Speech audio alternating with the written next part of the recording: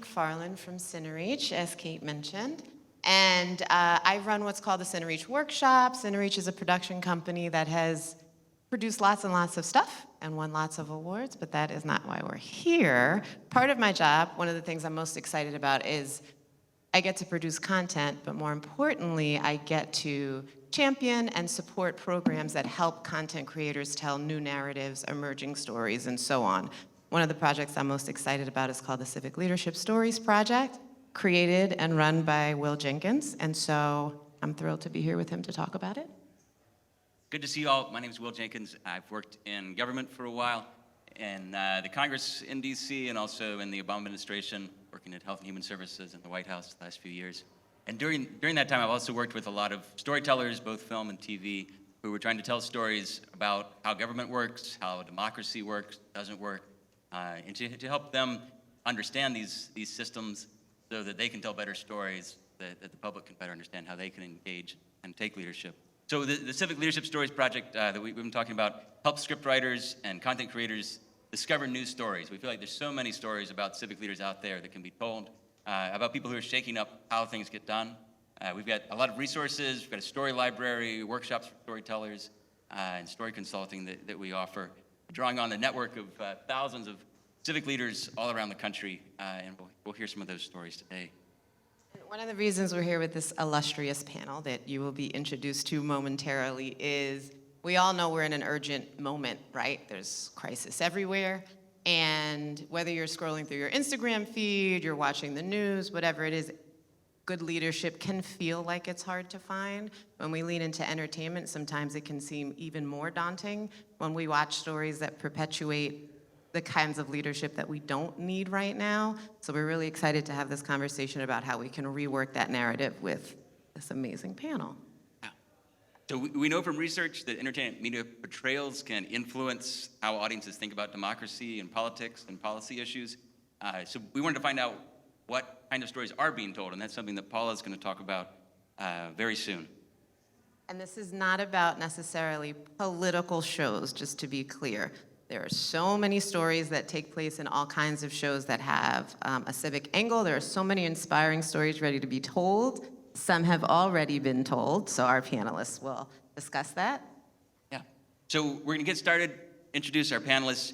Just to say real quick, one of our panelists, Daniel, had some travel hiccups and couldn't make it today, but he just recorded a video that we're going to play in a little bit. We literally in the last hour got that loaded up, so we look forward to that. But I'd like to start off, could each of you, we'll just go down here, starting with you, Pooja, could you quickly introduce yourself and then also tell us why you think stories about civics and democracy are so important right now? Yes, hi.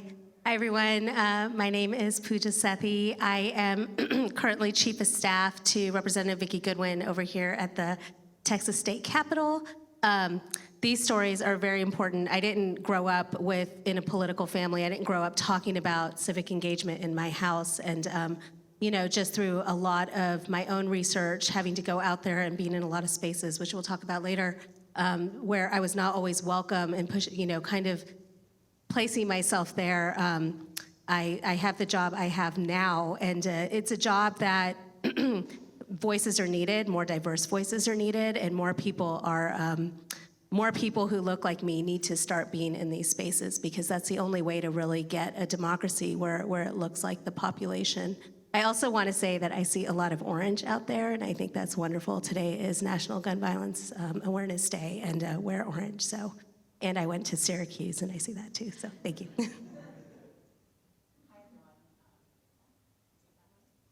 everyone.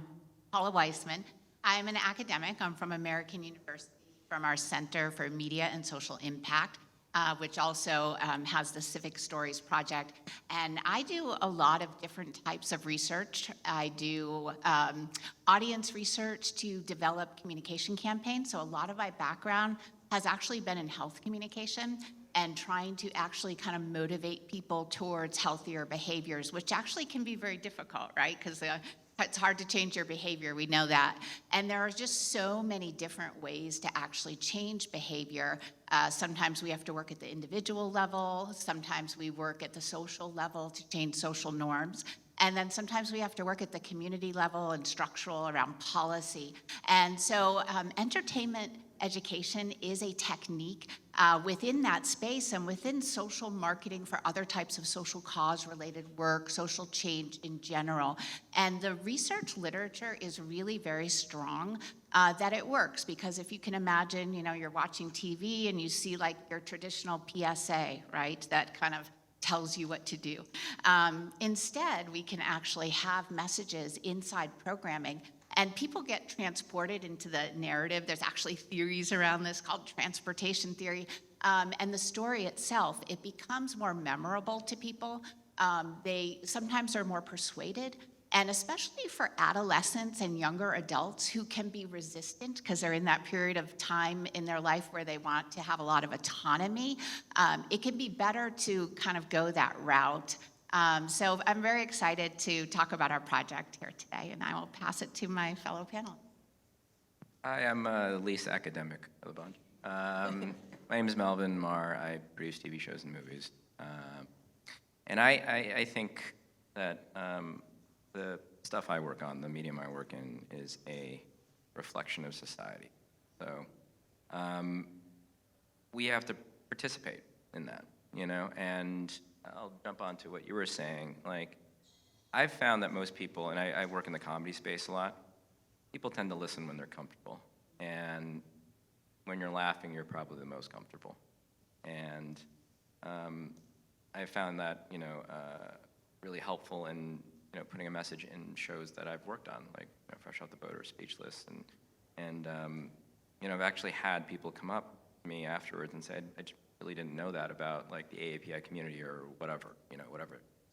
And it only happens when people are comfortable in listening. And we have that responsibility, I think. In case you missed it, he said fresh off the boat. Thank you. It shows he's worked on. So today at ATX, we are going to preview some new research that we've been doing, and I'm going to turn it over to Paula to explain that now. Great, and we can start with the first slide up there, if you will, on the presentation. Actually, I'm sorry, it must be the one before. It just has a report cover, it's pink. And there we go.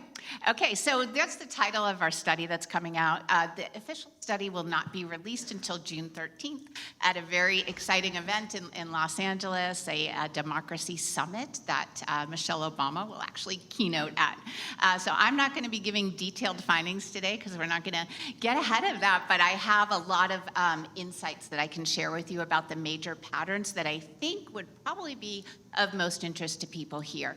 But if you can see our methodology, it was a content analysis, and it's a social science technique, and we train individuals to use very specific instructions and protocols to look for pieces of content in a body of content that we're interested in. And we do it in a way where we train people, we assess it for reliability because we want the coding to be consistent. And this study was unprecedented in terms of the topic we're looking at is newer. I think maybe there was 1 or 2 studies possibly before. But then also just the scope of it. We looked at 658 episodes. And so that was about half of the entertainment TV programming that aired in 2020. And we also looked at all types of content, so scripted content, unscripted content, and we looked across broadcast, cable, and streaming originals. So we have a lot of really fascinating data. We looked at different things, and you can see probably by the title of our report, we say that we're looking at civic leaders, and we also say we're looking at civic engagement. And so we looked at a specific set of civic leaders. We decided we wanted to content analyze how often candidates running for political office, elected officials, and government, the kind of non-elected government officials, appeared. And we were interested in that because these are the people, right, that are really kind of running our government. We wanted to see, what do they look like? What are their character attributes? What types of things do they work on? And we didn't find a lot of these types of characters across the shows, but we found some. What we did find is we tried to do a little bit of comparison. So how often do they show up to other types of characters? And we found that, and probably won't surprise some of us, that we tend to see law enforcement all the time, police officers, attorney generals, et cetera, the justice system, military, but we don't see a lot of these other, civic leaders who are really kind of doing the business to kind of keep our country running. And so that was one takeaway, that there's just what we think is some underrepresentation there. The other thing that we noticed is overwhelmingly across all the different types of shows we looked at, when we did see civic leaders, they were primarily white men. So another kind of key insight we took from that is really, what kind of messages do we get over time as viewers when we see, maybe I don't see myself, right, reflected. And we, of course, want people to get involved, and we need to diversify the leadership. So another key insight we have there, too, is we really would love to start seeing programming that, has characters that kind of more reflect the diversity of the country. And we know, based on scientific research, that when trying to persuade people to do something new, engage in a behavior, we call this, it relates to social modeling theory, but essentially we're more likely to do something if we see someone like us do it, right? That probably just makes intuitive sense to all of us. And so it is very important from that aspect as well, too. So the other types of things we looked at was civic engagement. We wanted to find out, what about citizens, everyday citizens, what are they doing to actually engage? And so we coded for all types of behaviors. And the definition of civic engagement that we used in the literature is that it could be any type of individual or collective action that specifically is directed towards trying to do something to improve our communities, our public life, to address social issues of concern. And so some of the behaviors we would code for would be anything from, writing a letter to your congressperson, to starting a petition online, to volunteering at a homeless shelter. So coded for all those types of things, and we also coded for some conversations about social issues of concern. And so if we go to the next slide, I'm going to just kind of talk through a couple examples to kind of give you a sense. And so during the coding, it's probably not going to surprise you that we didn't see a lot of civic engagement or civic leaders, but certainly some. And what we did is we also tried to pick out shows we had our coders identify when shows actually had civic engagement or some type of a theme related to civics that was really like the main driving narrative, and it was really wrapped into the narrative. And so we have some shows here from the neighborhood. A couple episodes came up, and I won't go into too much detail, but in one particular episode, they are trying to solve a community problem. They have a speed bump in this predominantly Black community, and the neighbors feel it's dangerous for the children. There is a character in there. He is a white man, and he works with the neighbors because they want to do a petition to actually get this fixed. They work with their city council, so we get those representations that we were all coding for there.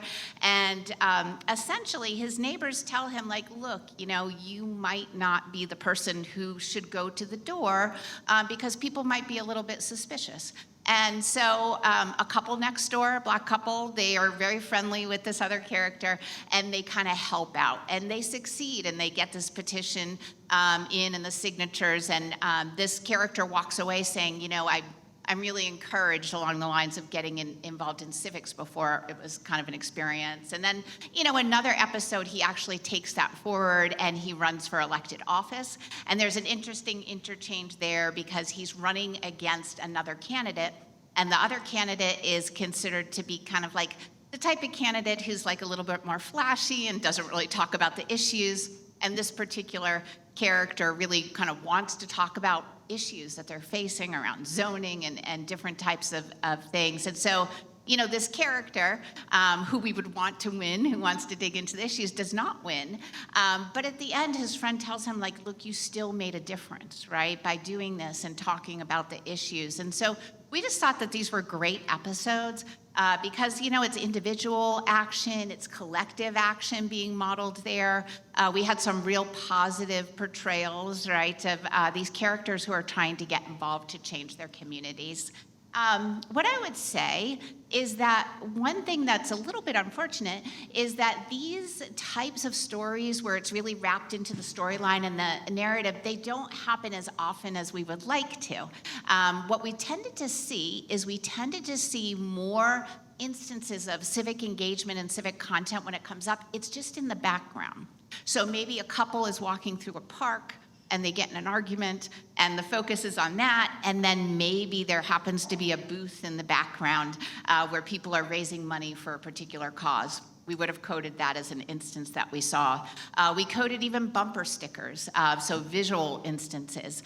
So a lot of those activities where it really just wasn't brought to the forefront, but we're glad that it shows up. If we go to the next slide, this is just another example. This is Black Ink Crew, and there were just some fantastic episodes. I'm not going to talk about them in detail at all because we're going to have a video, but again, this show has really wrapped these themes kind of into the episodes and the storylines. And, there was one episode where in this community in Harlem, the main character who runs the tattoo shop, his rent is going to get up. And it actually involves this whole conversation that happens about gentrification and how this is happening in this Black community.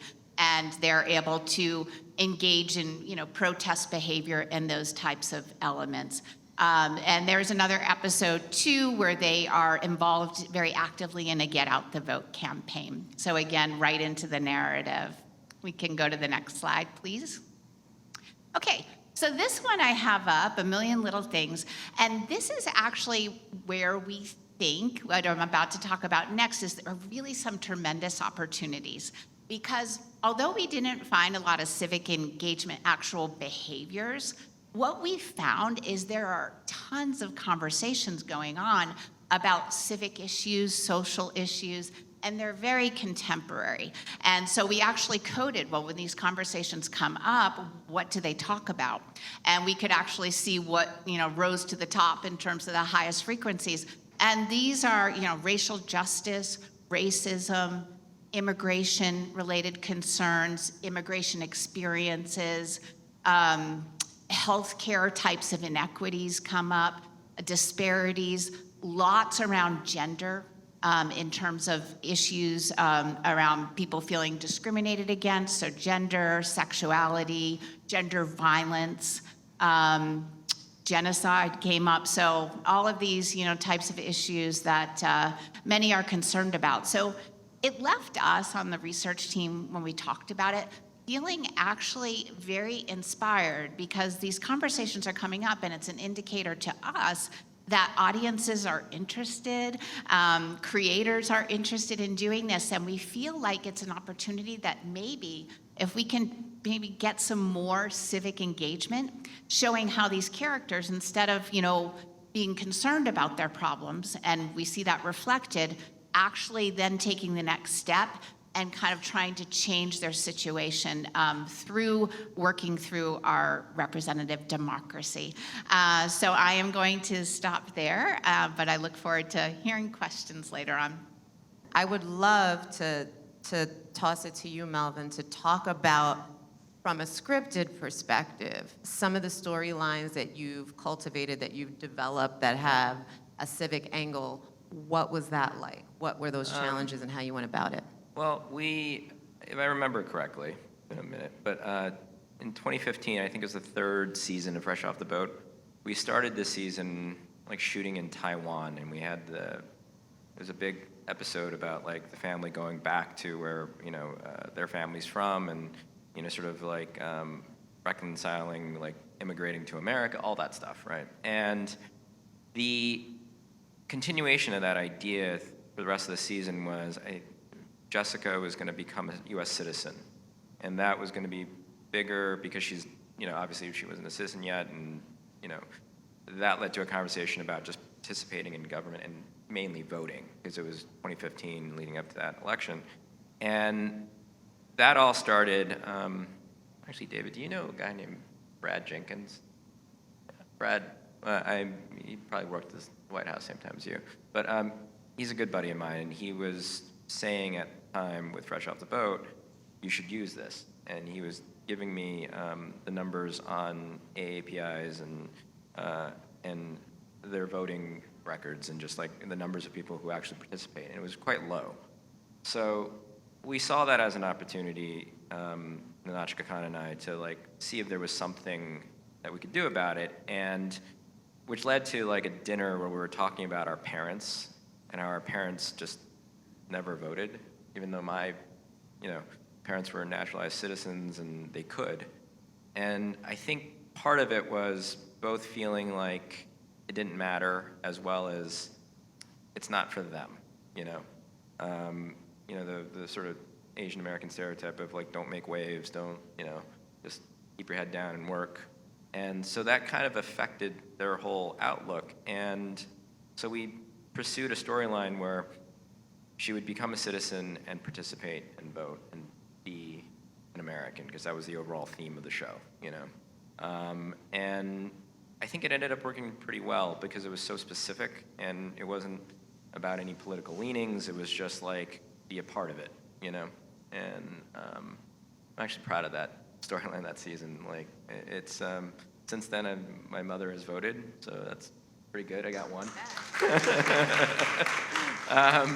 And then there are other instances. I think I made a show for one season called The Grinder with Rob Lowe, where he was a TV lawyer and came home to drive his brother crazy. If we had had a second season, we really wanted Rob to run for mayor of the town. Like, we had talked about it. We even like, and Rob's a Republican, and we were talking about just like Ronald Reagan, and we were just like messing around with bits about like, the joke of like an actor becomes president and he's going to be an actor who becomes a mayor, and we were like, there was like this one photo of Reagan in like a cowboy hat. We even like spoofed it in preparation for the season, but it never happened. So, but that would have been great. So, I mean, that's kind of where we go with it, right? We start with like the idea of something like that. We put it through the point of view of our characters and specific, needs of the show, and figure out how to, portray something good out of it, or helpful. I wouldn't say good, Quick follow-up question. For your writer's room, was that the first time they were able to bring those kind of stories into the room when you brought that? Specifically for Fresh Off the Boat, I think it was the first time. Like, it was, we had a pretty mixed writer's room, but it was never, nobody in the room had ever written a story about, an Asian woman naturalizing or like, becoming a citizen or participating, So that was cool. Yeah. Yeah. Yeah. So Pooja, you are watching things like this, doing this real work day to day. You've been doing this kind of work for a very long time. What's missing? When you see TV storylines, what would you like to see represented given what you do? Absolutely. Well, before I answer your question, I do want to say we are South Asian, and I did show my mom that episode from Fresh Off the Boat, and she did vote in the 2020 elections. So you got two. But you're right. I think shows like Fresh Off the Boat and Speechless and so many are, they come on the air, and people like me who have gotten themselves so civically engaged get very excited. And then one thing I notice is they just seem to roll off the air pretty quickly for whatever reason. I'm not a Hollywood person. I don't know why, but I know as a citizen we get pretty discouraged because we get all excited and get everyone involved and tell people to watch, and then it rolls off the air. One thing I'm watching now, which is really exciting, is Mr. Mayor, because the chief of staff is actually also South Asian. So I love to watch and see, and I'm like, yes, I feel the same way as her. We don't get to see, at least, for someone who looks like me, there's more now, but we don't get to see a lot of people who look like us on television in these roles. Usually when you see these roles of civic engagement or people doing the work, or like you said, how they said, you step back, I'll go take care of this matter for you. That's that's what's ingrained in us, is that we quietly say this to someone else and let them take it over, you know? So someone like me who's brown, it shouldn't be in these roles. We shouldn't be advocating for what we need or what our community needs. And that's where the gaps are. It's interesting that you had said that white men are usually what's portrayed to be the advocates. I learned how to advocate for my community from a black woman. She taught me everything that I need to know. Our AAPI community, and you had touched on this a little bit, we're a lot of the community are new immigrants, first generation, and very scared to rock the boat. And I don't blame my parents for not wanting to do that. I mean, my parents came here for what they considered a better life. And, and they take everything they have. You know, my dad came here with $5 in his pocket. And so he thinks that he believes that everything he has, he had to work hard for because he kept his head down. And he shouldn't rock the boat because he's scared that it'll go away very quickly. For someone like me who's been in this country, we're asking for more. We want more. We want to see more of ourselves on television. We want to see more of ourselves in these leadership roles. And people aren't going to imagine us here if we're not seeing ourselves in these civic stories. I mean, I see Asian people who step up and run for office every day. I have a really good friend who's running in San Antonio. She said, as an AAPI woman, she's the nominee. She said, they just don't take me seriously. She said, I have to work twice as hard to get noticed, for people to donate money, for people to take me seriously in this leadership position to be able to work at the Capitol. And I really believe that the way that we get leadership in this country that looks actually like the population is through media and through TV and through these civic stories. The Asian demographic in Texas is the fastest growing demographic and the second highest in the country. And the fact of the matter is, I think we only have one Asian representative at the Capitol at this time, and maybe 2 Asian chiefs. So this is not representative of our democracy, and I truly believe that we get there through these stories and through the media.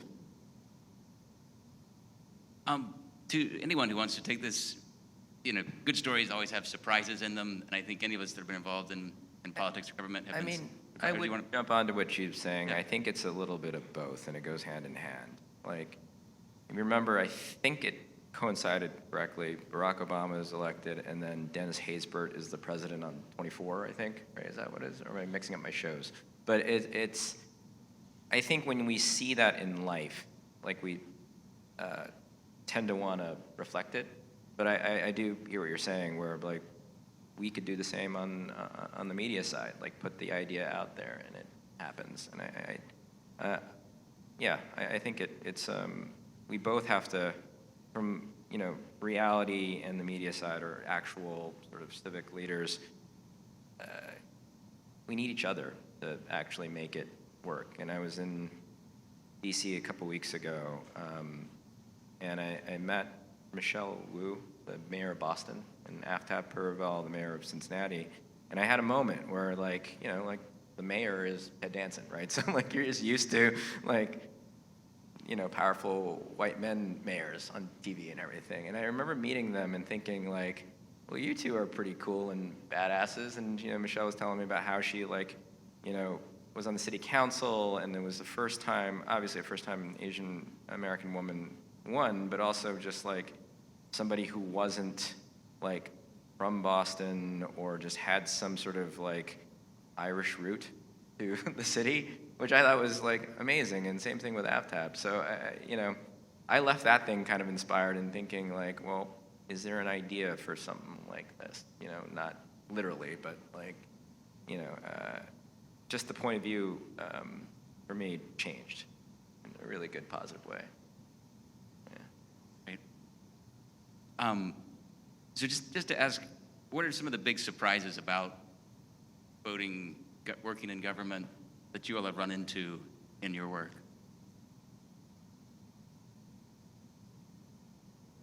Pooja, if you want to start. I can start because I have so many. So I, started at the Capitol about a year ago. The day that I started was actually the day that the Democrats broke quorum. I don't know if everyone read about that in the news. Everyone read about it, okay. Great audience. when the Texas Democrats. So I remember I walked into the Capitol on July 12th, and I walked in, and nobody was there. And my husband texted me, and he said, "Did you just make everyone run away to D.C.?" And I said, what are you talking about? And so that was the day they broke quorum. And so anyway, so it's been about a year, and I would be surprised. I think some of the surprises for me were, a lot of times, again, I'm the only one, there's not a lot of people of color at the Capitol. There's not a lot of staffers who are people of color. And, I think part of government is, frankly, it's purposeful. We don't pay a lot to government employees. So you need to either have a partner who's earning or, be able to live in a lifestyle where you are not getting paid that much to work many, many hours. It's hard to have a child in those jobs, and it's purposeful. It's purposeful. To me, it's purposeful to put these barriers up to keep certain communities not civically engaged.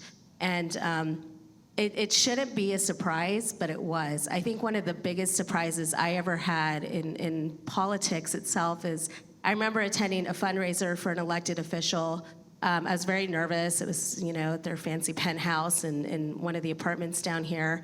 And I got there, and everyone looked at me, and, 3 people said, "What are you doing here?" And 2 people said, "Who's watching your child?"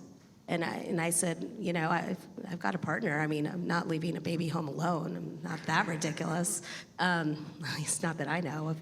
And, and I realized, and I looked around again, and I talked to the campaign manager, and I said, this is a fundraiser at a penthouse in a very fancy hotel. And I said, what are you doing to outreach to other communities? And they said, well, we put these fundraisers everywhere. So I said, well, give me a shot.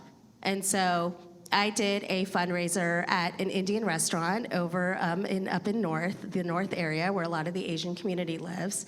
And we called all of them, and we did it a little bit lower donor. And they said to date, this is the mayor of Austin, his second term, and they said to date that was the most number of new donors that they had ever had at a fundraiser, just because they got out of their shell and they went into a different area of town and started reaching different communities. And that's what we need to be asking from our leadership. We need to take away the surprises. We need to get to a point where we're not feeling surprised anymore. We need to ask them to start going into different areas of town and engaging people. I agree. My parents all the time say, why should I vote? My vote doesn't matter. I mean, I swear the only reason my mom votes is because I told her that anyone can look up her voter file now and see that whether she voted or not. She's very angry by this, by the way, and wants me to put a law in next term to take that away. But truly, I think there's a feeling of why bother? We live in Texas, or we live in the United States. Our vote doesn't matter. And it does. Everything matters, from the speed bump to the school board, elections, to whether your child wears a mask at school, to gun violence. I mean, these things matter, and we really need to work every single day to make sure people know it matters. I think I told you on the phone, and it's funny that Ivy Lee's here because she was actually the comedian that I had mentioned who came to my birthday to talk about politics. But for my birthday, I called 60 women to my house, and they said, "What are we doing for our birthday?" And I said, "Oh, it's just gonna be so much fun. Just come." And of course they came, and I had big vote letters in gold and BDRs there, and they were just like, oh my God. And I had Ivy League there who kind of told jokes around politics, and everyone thought it was amazing, thank you. But I said, if you're not registered to vote, all I want for my birthday is register to vote and go vote in the next election. And we checked, and everyone was registered, and they all promised to vote, and I told them I can check. But it's little things like that. It's putting this engagement and these little nuggets of engagement around the community. We have to get out of the norm, because we are never going to move forward as a country if we're not doing that. Thanks. Those are great examples. Any others people wanted to raise? We can go on. I mean, I could just add on to that because, of course, as you're talking, I'm thinking about how it links to the research that we saw. And I think, one of the points I wanted to make is that, you can make a difference with one show, but we know that we need to get, more creators to actually do this, because some of the effects of, when we look at research around stereotypes that people have, et cetera, it's not the one show where they kind of see some negative stereotype. It's the pattern overall of images over time. It's that we're predominantly seeing white men and we're not seeing other people. And then it's also that, when we do see people of color, sometimes, they end up not being the person who's empowered. Somebody is, helping them. Or, worse, they're criminalized in certain types of character roles, et cetera. And so it really is like the overall patterns that we need to shift. I have a question about audience, because one of the cool things about this festival is that it brings audience and industry together. We've seen certain shows that went off the air and the audience brings them back. We've heard stories of, Melvin, I'm sure you can appreciate this, you pitch a show and a network goes, people don't want to see that. They're not interested in those kinds of stories. What role does audience play in sort of the participation of showing these are stories that people are interested in and they are entertaining and they are engaging, where we sort of get around this idea of like, people don't want to deal with serious stuff. How do we show audiences like this? And these stories can also be fun. This doesn't have to be the most serious thing. There's comedy in that, as you did in Fresh Off the Boat, another series. I think the word is, at least for me and the things I work on, authenticity. A level of authenticity to whatever you're trying to do. And I'm not saying that like everything has to be serious, because I work on a lot of comedies. But like, I think the point of view, which is usually where I start with anything, whether it's a show or a movie or a story that we're telling, like, I think you have to be authentic to that point of view, and I think the audience engages when that's the case. And in this day and age, when there's just so much stuff to watch, like, you can, I don't work for Netflix, but you can literally go on Netflix and go down a hole for like an hour on what to watch without picking anything. Yeah. Like, it's a thing. So I think, what's that? I said, then your hour to watch is yeah, over. I know. It's just like, I thought I could watch a show. But I think the for, show producers like me, it starts at that place.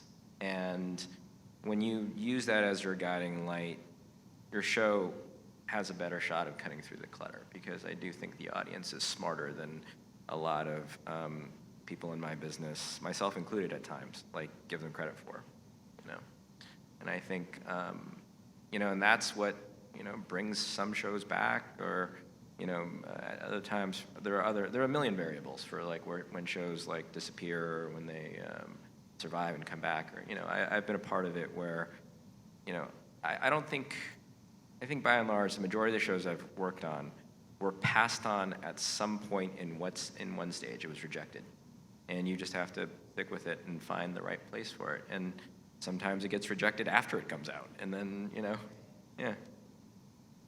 But if you stick to that one guiding light from the beginning, you will eventually figure out a place for it, and you'll get it out. I know we wanted to leave time for audience questions. Do you want to does anyone in the audience we have a bunch of other questions to ask, but we do want to make sure we leave space for, yes?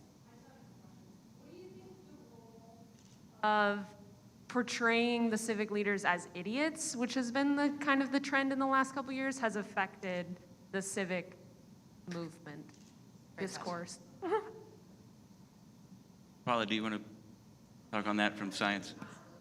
So I think the representations and the character, going on me somehow, the representations are really important. So you're right, you do see these like the bumbling, right, idiot, or it's also corruption. So we did on some of these civic leaders, we had our coders put in adjectives that they would describe the person's character traits as, and we gave them some ideas. And when you see negative portrayals of civic leaders, it often is like dishonesty, corruption, foolish. We did see some of those adjectives, incompetent. And so we saw quite a few of those presentations. Actually, I would say, we see roughly just as many positive portrayals as we see negative ones like that. So it would be great to see more positive ones of people who are competent and trustworthy, as most of our government officials are. Yeah. Do you think part of the reason for that, just to follow up, is the assumption that that is more entertaining? That we assume it's more fun to watch someone be more corrupt than... Yeah, I mean, I think some of it is obviously you have the protagonist, right, and the antagonist, and kind of the storytelling devices and all of that. And, you know, possibly, you know, as I think you were mentioning, you know, your work reflects what's going on in society, right? And people, you know, do have some concerns about politicians. And, you know, when something negative does happen in the media, kind of in the real world, right, we hear about those instances so much more than we hear about the positive ones. And so, you know, I can't say because I'm not on the creator side, but there might be an impression that there's a taste for it. Yeah, I think you're right. All those things factor into it. It's funny, I was talking about this with somebody a while ago. Like, I remember just being obsessed with West Wing when it came out, like, years ago. I was just completely, I binged the whole thing. And then that sort of romantic Aaron Sorkin world went away, like his Camelot went away. And then you had shows like House of Cards, which I was also obsessed with, and Veep, which I loved. And I remember I was talking to somebody and I was like, you know, those were better ideas, like around 2008, 2012. And then, you know, the world changes and now you're looking at it from 22, you're like, maybe not as good of an idea? I don't know. But. Or yeah. how did it shape 22? What's right? that? How much of us having watched that shaped 22? Yeah. And Yeah. is part of the reason for it. Yeah. I'm sorry, Pooja, you were gonna. I was just going to say they never make the Chiefs look like bumbling idiots. Just so you know. Well, I have and I'm sorry, did you have a question? I just wanted to ask you, Pooja, because I think one of the myths of corruption and all of that is more entertaining, is potentially combated by someone who does this real work, and just doing the real work is probably entertaining. This just, we don't know. Yeah. Do you have thoughts about if you're like, if you had a camera in my office, you would crack up? Because I'm sure, or not. It's so, to be honest, I think that there is so much that happens every day. A representative said a quote the other day, which I think that represents the Capitol in Texas very well. It's very hard to legislate when we're constantly putting out fires. Mm-hmm. And so I do think that, yes, we do need some entertainment in the office because, frankly, that's the only way that we can deal with our jobs. Right now, one thing, my representative that I work for is really strong on gun reform. And so we've been getting calls after calls on both sides of the aisle about this. And yes, we need a little bit of, because I had two staffers that were frankly, you know, last week taking phone calls and then their moms, and they were hanging up and crying, you know. So our Capitol Grill shut, the restaurant in the Capitol, and it's been kind of a joke because we have nowhere to eat except the vending machines right now. And so the Capitol Grill was opening, and so, you know, it's like entertainment the next day. Right. They opened up and we went for ice cream. And I know that feels kind of silly with what's going on, but truly there's no way to deal with all this unless you are able to kind of keep it uplifting. And me as the chief, I'm always there and trying to keep that entertainment going, because like you said, you need a little laughter in order to keep things going. I will say this morning we did a media interview with the victims of Uvalde and the memorial outside the Capitol, at the Texas Capitol right there on 11th and Congress. And a lot of the press keep asking us, like, what can we do, what can we do? And what we keep saying is keeping these stories going. We need to keep these civic stories going. These things can't just be, you know, a week or 2 weeks or even just 3 weeks of media and then it dies down and going on to the next thing. These civic stories, you know, in every way, shape, and form need to keep going. We really need you all to help us with that because, I mean, there's only so much that we can do in the Capitol, but we need everyone to pull together. Any other questions?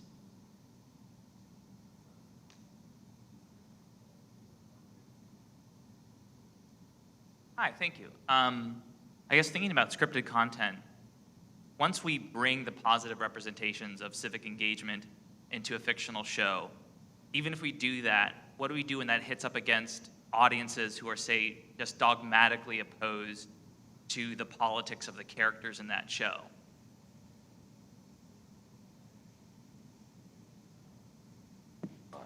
I mean, I think there's a, there's an opportunity, is the word I'm looking for, to sort of illustrate both sides, right?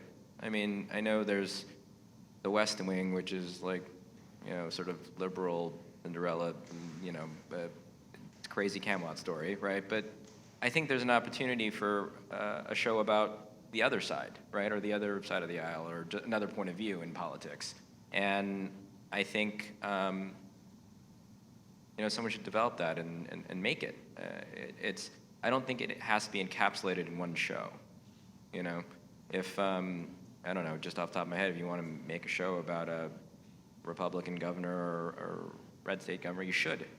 That's, there's nothing stop you from doing that, and you don't have to put everything in one show. But that being said, like, the things that I've sort of done on our shows, I've looked for a way to not, because I have friends with various political leanings, and I think the thing that I found, especially on Fresh Off the Boat, was you want everybody to participate, no matter what their, opinions are or their leanings are. So I think there's room for a show that does that, and I think there's room for shows that pick a side or pick a point of view or whatnot, Yeah, I think it's all on the table. I'd just add, I think a lot of politics that is very local, a lot of government, a lot of public service that's very local. There can be some politics, but a lot of it, to me, is just how do people use power? How do they serve their communities? And can we have different models than the ones that we've been seeing? So I think there are ways to approach it that don't necessarily become partisan right away. I think it would be nice, actually, to see people having, civil dialogue about issues, especially, with the climate now. It would be helpful. I think there's one more question here.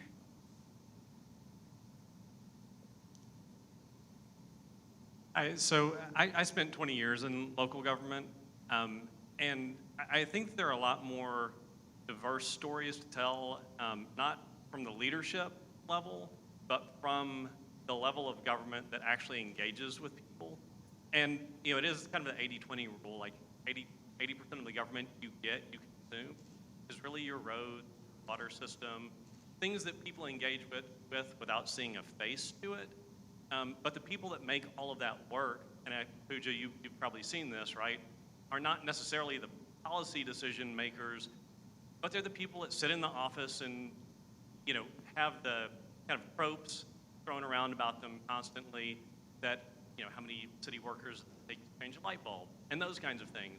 But in all honesty, like, local government does have a much more diverse set of people working for it than just simply the people who are leading it.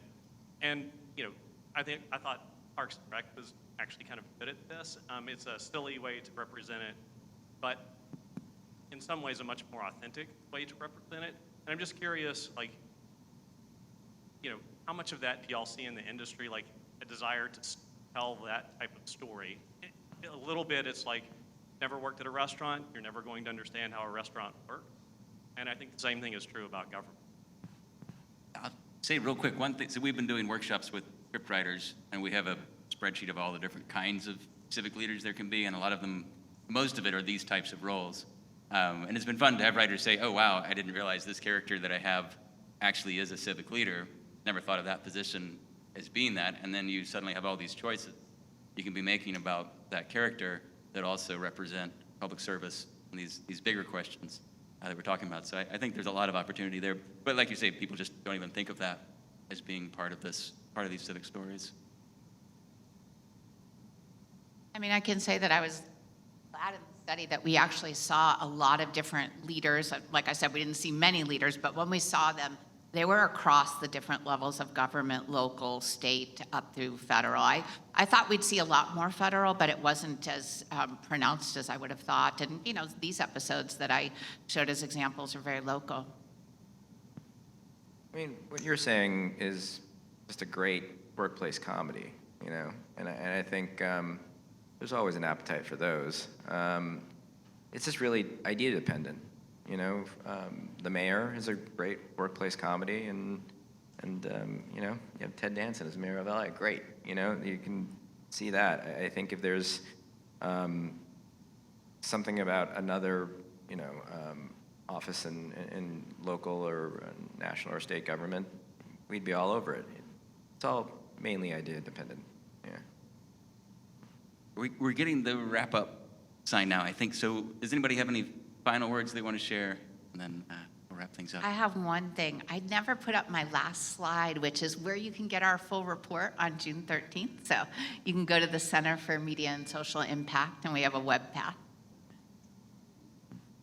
Any other last thoughts? Okay, Are we at time? I think we're at time. So Okay, we're at time. thank you Okay. so much for joining. Thank you. I am. Thank you, panel. Thank you for sharing your thoughts.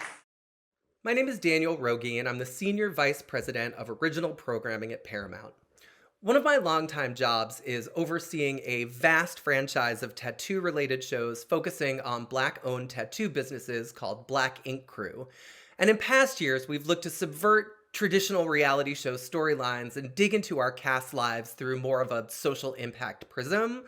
Storylines about civics, democracy, and public service have really become worth telling on these shows only if they speak organically to the experiences of the communities that are telling them. Like, one of our mantras on My Reality Slate overall is, you can't make a 2011 show in 2021, meaning we have this incredible legacy franchise with this beloved cast members that's been on for 10 years that the audience knows and trusts. And as our cast has grown up, we've had to keep evolving our storytelling in new and upgraded ways to meet their moment. So the first order of business with them always is to sort of hand the platform back to our cast and double down on the stories they most want to tell. So when we discovered that most of our cast members in our New York City version of the show had never so much as registered to vote, we thought, hey, we have the opportunity to tell a story that is close to our cast's hearts while also making a positive impact in the world beyond just their neighborhood. So there's, you know, the old trope that all politics are local, but it feels like an even bigger truth in the past few years that we as individuals can impact politics at a local level far more than a national one, even though those stories aren't highlighted sort of day to day in the press. Like, people want their own schools funded and people want their own potholes filled. So in keeping with the hyper-local focus of a Black-owned Brooklyn tattoo shop and the people who work there, we tracked a storyline where series mogul Caesar works with a local councilman, Robert Cornegie, who represented the Bed-Stuy district of Brooklyn, where Caesar was opening his latest tattoo shop. Councilman Cornegie helped them clear a bunch of logistical obstacles to help get the shop open to foot traffic in one of the busiest parts of Brooklyn. All of this was documented on the show. So when the councilman decides to run for Brooklyn Borough president with a real mandate and focus on supporting minority-owned businesses, Caesar decided to support his campaign.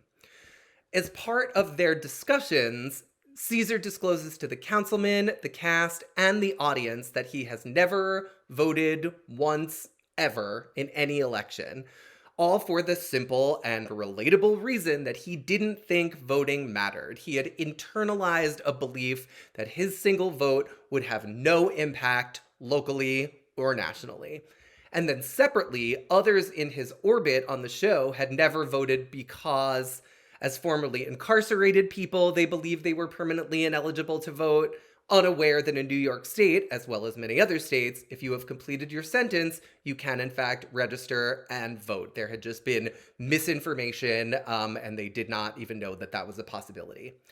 So Taking his inspiration from meeting with the councilman, Caesar decides to throw a voter drive to register people at his Brooklyn shop, getting people locally to register to vote in exchange for a tattoo, obviously.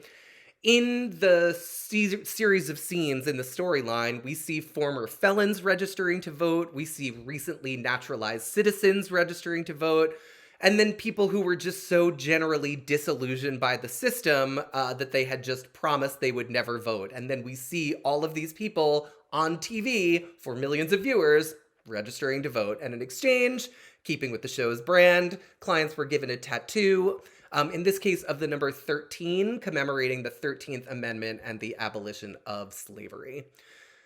The whole story arc was so organic to the show and included a call to action for cast and viewers. Register to vote, not just in national elections, but especially in the local spaces where your vote can get the biggest bang for its buck, if you will.